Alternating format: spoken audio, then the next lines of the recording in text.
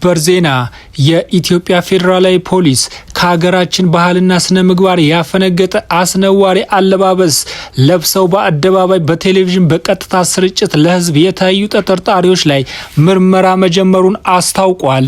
እንኳን በደህና መጣሽ። እንኳን ደህና ቆየሽኝ።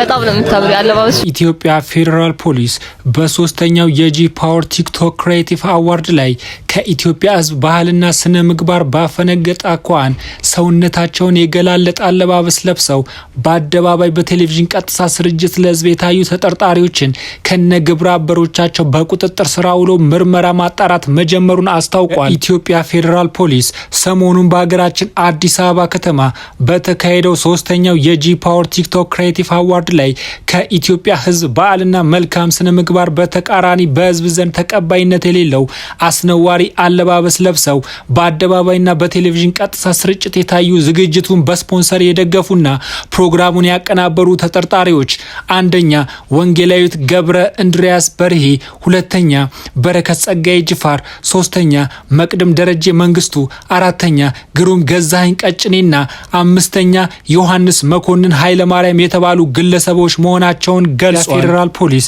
ከህብረተሰቡ ባህልና እሴት ያፈነገጡ አለባበሶችና መጤ ባህሎችን ተስፋፍተው በትውልድ ላይ አሉታዊ ተጽዕኖ እንዳያስከትሉ ተጠርጣሪዎቹ ላይ የህግ ተጠያቂነት ለማረጋገጥ የጀመረውን ምርመራ አጠናክሮ እንደሚቀጥል አስታውቋል።